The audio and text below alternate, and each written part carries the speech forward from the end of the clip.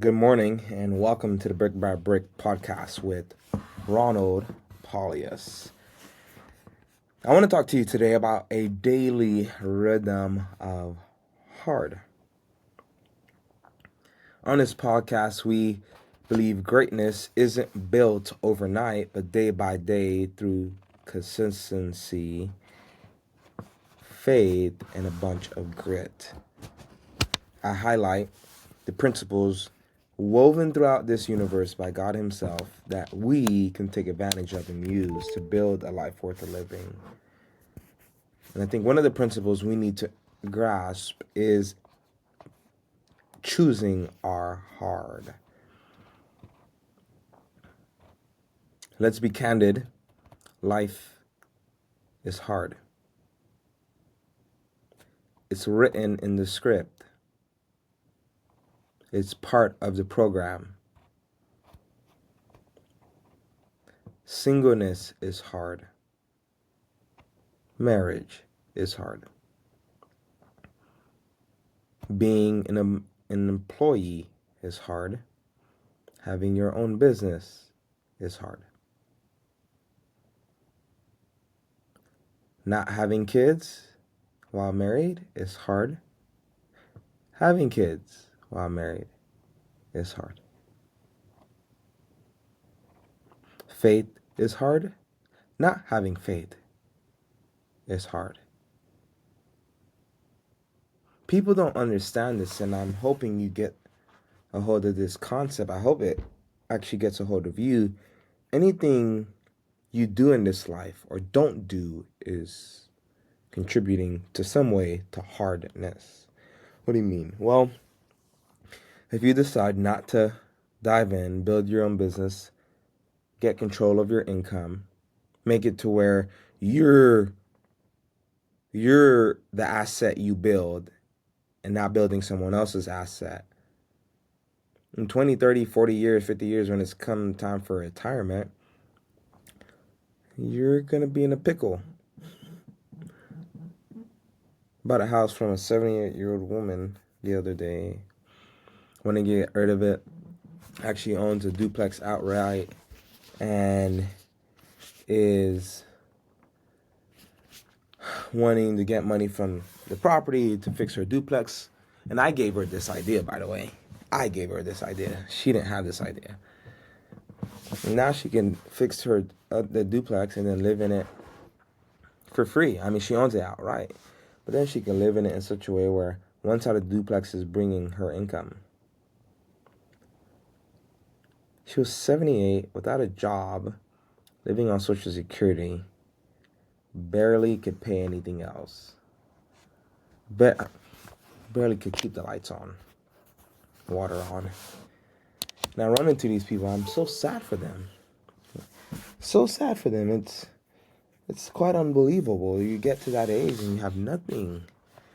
And I understand circumstances, knowledge, etc. There's so many variables that contribute to such a circumstance. But I'm using all of those as lessons. At 28, I'm saying to myself, in 50 years, when I'm 78, I don't want to be depending on a 28-year-old to buy my house so I can survive.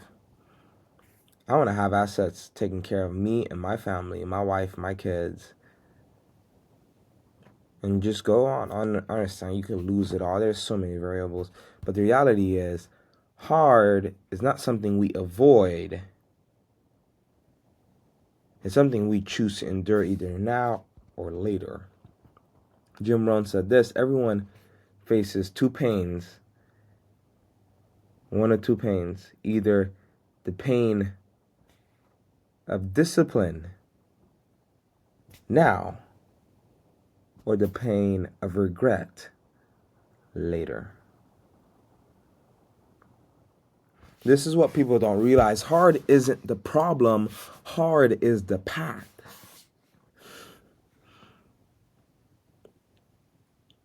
We live in a culture that idolizes comfort.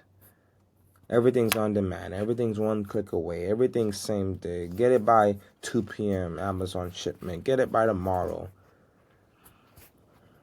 We live in a microwave society. We want things fast and we want it now. It's my way and is have it your way. It's my money and I need it now. Jim Rohn has said this and it struck me. He said, don't wish it were easier, wish you were better. Consistency lives in the land of hard. So many people say they want better results. They want more money. They want more of this. They want more of that. They want to be able to do this and that. Take their family on this vacation. Go this place and this.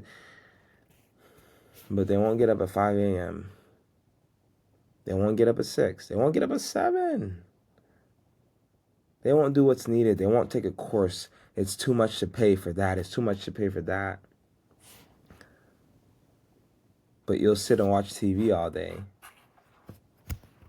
You'll go and work for somebody else and build their kingdom. Don't wish it was easier. Wish you were better. We live in a microwave society. We want the transformation without the tension. We want the blessing without the burden. We want to get to the finish line without taking the steps needed to get there.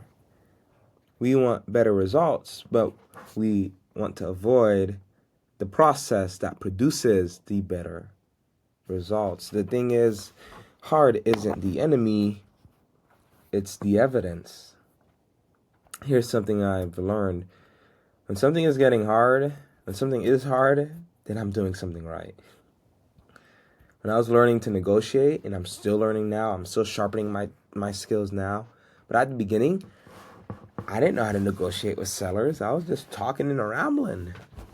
Why I started a podcast. I was just talking and rambling. I didn't know what to say. I didn't know what to not say. And then I started taking courses, started reading books, and I wasn't afraid to look like a fool. It's another thing people don't like looking like. I look like a fool. The truth is, winners are the biggest losers. They've lost several times before they've won. And I was losing tons of deals. I said, no, that's a $5,000 lesson. That's a $10,000 lesson. That's a $20,000 lesson. I didn't get that. I'm pushing forward on this.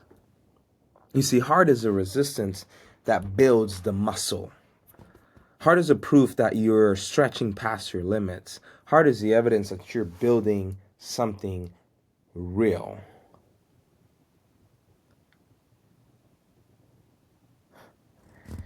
You can't skip hard.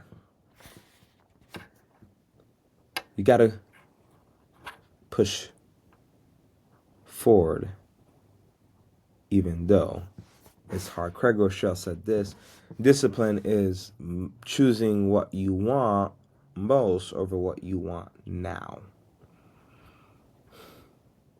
Now, don't get me wrong.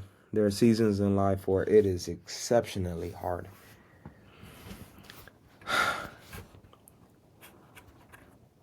If you have a dream, if you have a vision, if you have an idea of a life that's worth living, the truth is you have to push through.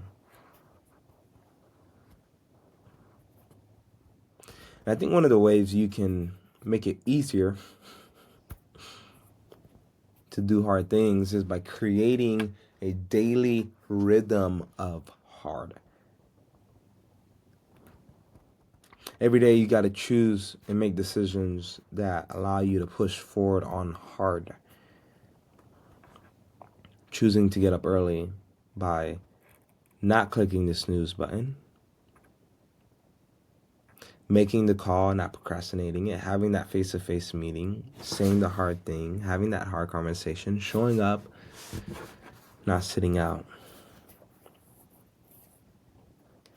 You have to have a rhythm of it, because what will happen is hard compounds. The ability to do hard things compound.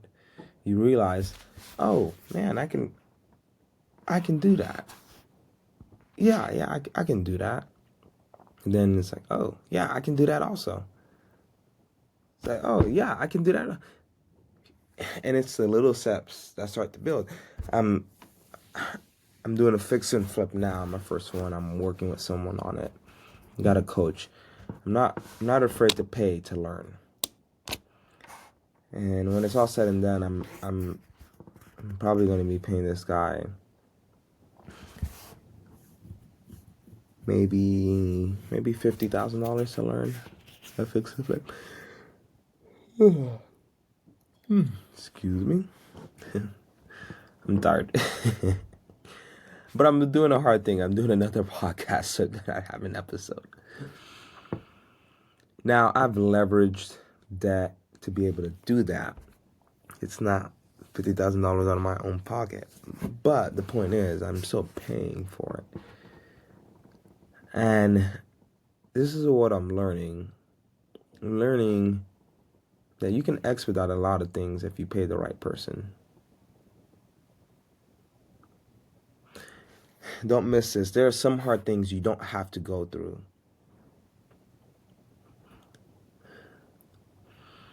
If you can borrow someone else's experiences and knowledge, you can bypass some of the hard things they went through to get to where they're at. And people I'm working with, they've had several other contractors, several other people they've worked with. They've had to let go of them and not work with them and realize this person is strong here and they're weak there. Now I've caught them at a place where they're like, they got their systems, they got their processes. I'm just like, hey, let me learn. For sure, there'll still be hard things I'm going through. I'm not saying I won't. But I won't have to go through 20 contractors. They've already found the one. Some things you can bypass, some things you can get and fast forward. But the reality is, you still got to go through the hard. Don't be afraid of the hard. So how do you start this rhythm? I want to share a few things. Here are about three ways you can stay consistent when hard becomes heavy. Simplify your wins. Don't chase perfection, and stack the small victories daily. I made that call. I sent that offer. I got up early. Small things. Small things. We want fireworks every single day. We want the loud, the boom, and man, home run deal. It's like, no, base hits win games also.